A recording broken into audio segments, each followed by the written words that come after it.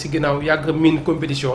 ñoom it pour man mën nañ ñëw créer la surprise donc en écartant Paris pour dem rejoindre la finale et jouer donc cette finale contre Chelsea mais bon en tout cas un match daal bu am un bon match en tout cas dañuy xaar entre les deux équipes yoo xamante ne souvent ñoom il produit en tout cas du beau jeu.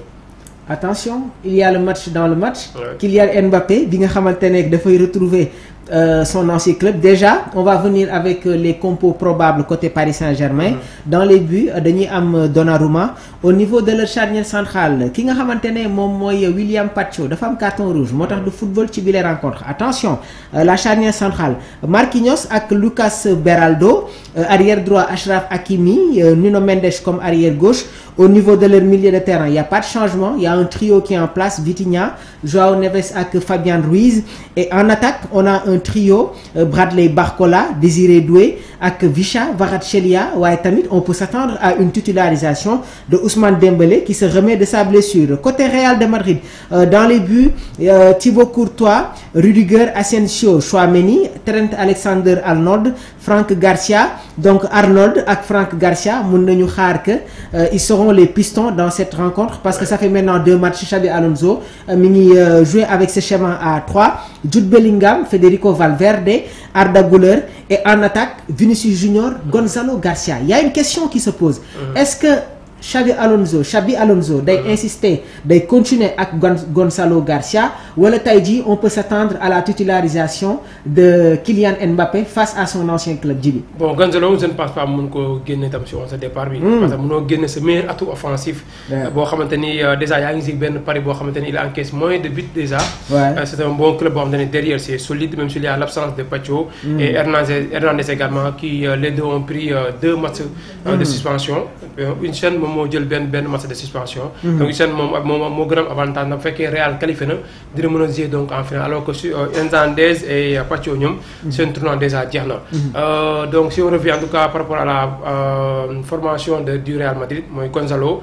Bon certainement peut-être si travail bi entre temps mën na jéem a xool ban combinaison lay apporter pour man Mbappé war na mën a titulariser wu Gonzalo aussi tam war na mën a ñëw ndax Mbappé masam la déjà.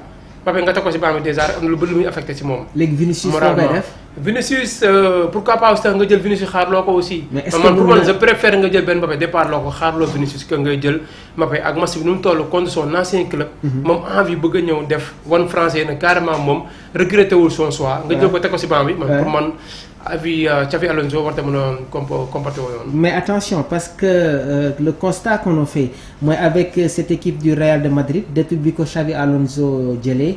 dafa am ay triangles yi nga xamante ne ñi ngi koy constater ci seen jeu déjà en phase de projection. c'est-à-dire Tchouaméni moom mooy ñëw au niveau du milieu de terrain léegi su fekkee l'équipe adverse moom moo am la possession de la balle Tchouaméni day ñëwaat comme benn libéro. léegi nag sur le côté gauche dafa am benn jeu de triangle bi nga xamante ne maa ngi koy constater entre Franck Garcia, Jude Bellingham ak Vinicius Junior. Est-ce que tey jii nii Xabi Alonso dina jël risque génne Vinicius Junior qui est beaucoup plus dans les dribbles parce que tamit ce qu'il faut savoir mooy am na benn entente bi nga xamante ne am na entre Vini ak Franck Garcia waaye tamit Vinicius Junior il n'est pas dans sa plus grande forme depuis quelques matchs mais nag il fait partie il est un élément essentiel dans le dispositif de Xabi Alonso moo tax man jàpp ma ne que Xabi Alonso dina génne Vinicius Junior pour mettre un duo Kylian Mbappé Gonzalo Garcia soit mu nekk Vinicius ak Gonzalo Garcia wala Vinicius Kylian Mbappé mais je vois pas Vinicius Junior mu génn ci bile 11 de Xabi Alonso ji bi. waaw loolu tam mën na nekk ba léegi bu fekkee ne gis na ni commencé nañu am entente entre Vini et Garcia. loolu tam avantage la atolo aussi tam pour l'entraîneur. mais tamit pour man lépp loo xamante ne Vini mën na ko def Mbappé aussi tam est capable de le faire aussi. ça dépend di semaine bi nga xamante ne travail nañ ko. donc ay schéma la ay système la yoo xamante ne bu ñu ko tegee. l'entraîneur qui demande en tout cas à Vini de faire telle ou telle chose bu fekkee ni Garcia ñëw na naka la koy libérer espace bi. kañ la ko war a bàyyi ak espace bi kañ la war a mën a reculer pour jël ci ko. loolu fekkee tam bëgg na ko travail Mbappé aussi tam si semaine de travail boobu tam mën na ne Mbappé lii laa santoon Vinicius kaay defal ma lii aussi Mbappé tam da ngay mën a def ay professionnels lañ.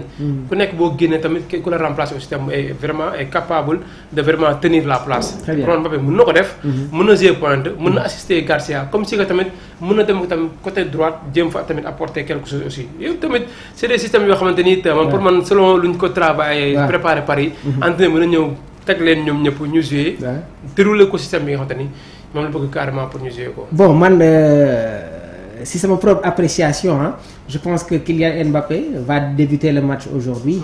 Mais nag su fekkee Xabi Alonso peut revenir sur son schéma 4-3-3 attention. léegi nag su fekkee dafay ñëw avec un schéma à 3 derrière maanaam mooy le système hybride du mën a am ñetti attaquant ci kanam soit mu am benn duo Vinicius ak Gonçalo mais gaw ma ne que dina indi benn trio Vinicius Junior Gonçalo Garcia ak Kylian Mbappé et Kylian su fekkee joué wul avant-centre il est beaucoup plus à l'aise suy jouer comme excentré gauche donc gaw ma ne que Xabi Alonso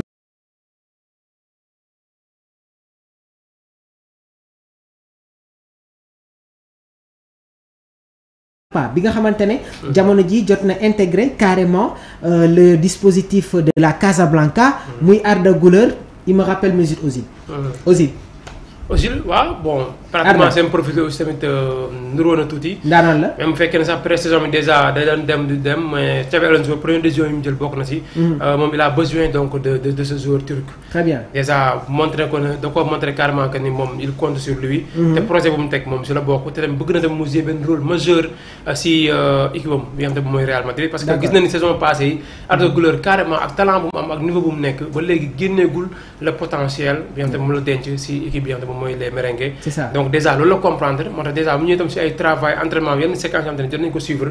lu si gën a bëri dañ naan sax moom si côté Arda Güler lay nekk entraîneur buy teg ay yenn système entraînement. di ko jéem a repositionné wu di ko jéem a reculer loo di ko wax lii nga war a def lii nga war a bàyyi. nii nga war a tourner ci biir équipe bi donc déjà kon ça montre que ni moom il compte beaucoup sur Arda Güler. mais tamit c'est à lui en tout cas tamit moom mu jéem a tamit montrer que ni l'entraîneur nu mu amee si man confiance ma ne noonu laa war a mën a transcender tamit beaucoup de choses pour tamit jéem a tamit montrer gars yi man carrément am naa niveau bi Real Madrid. mu dépassé carrément yenn temps de jeu yu ndaw yi nga xam ne mu lay far di am chaque année am des rentrées dugg ko génn wala ay quelques minutes yu ndaw ak l'équipe. il y a une information bi nga xamante ne moom moo ñu mujjee daf concernant cette composition du Real de Madrid. qu'il y a Gonçalo Garcia dafa mel ni moom moo war a débuter cette rencontre donc dinañ si ñëwaat suñu demee sur les divers de l'actualité yéen ñi nga xamante ne vous êtes dans les lives dans le live tey. dinañu waxtaan tamit sur cette équipe de la RDC Congo dinañu waxtaan sur cette équipe de la RDC Congo l'affaire Nicolas Jackson dinañ leen permettre yéen tamit ngeen dugg ci biir live bi pour mën a réagir en direct on va toujours continuer avec les commentaires gannaaw bu ñu jógewee sur cette coupe du monde des clubs dinañ si ñëwaat ñu terminer rapidement ak commentaire de la revue de presse les Lions défient la redoutable Zambie gannaaw bu ñu gagnewee leur première rencontre donc dans cette deuxième journée pour la CAN féminine 2025 les Lions dinañu daje ak équipe bi di Zambie. waaw Zambie Sénégal donc match la bu neex entre deux équipes yoo xamante ni seen entrée ci compétition yi bokkul Sénégal daa gagné 4-0 Congo. Zambie def match nul 2 buts partout contre le pays hôte le Maroc. match boo xamante ni déjà y avait toujours donc la réaction des Marocains dès que Zambie marqué. d'abord à la première minute par Banda l'avant-centre donc de l'équipe. Maroc égalisé après à un moment donné également. L'excentré gauche qui marque un second but pour la Zambie. Encore une fois tamit Maroc ñëw égalisé mu nekk match boo xamante ne amoon na tamit vraiment le niveau entre les deux équipes mais bon Zambie malheureusement mondialiste du dernier tournoi donc l'équipe qui avait également éliminé en quart de finale le Sénégal lors de la dernière CAN mu nekk équipe boo xamante ni physiquement ñoom dañoo taxaw. physiquement dañoo taxaw mais tamit si ay transition aussi tamit dañ koy réussir. fu ñuy xaw a amee tout problème mooy ay bal arrêté. si la ñuy amee problème si la ñuy amee problème. te man pour man Sénégal ak souvent ak joueurs yi nga xamante ne am nañ ko seen taille. ñu Maman Diop et Korka Fall également qui revient dans le groupe puisque donc le premier match la capitaine bokkul woon donc deuxième match bi nii contre Zambie day ñëw Korka Fall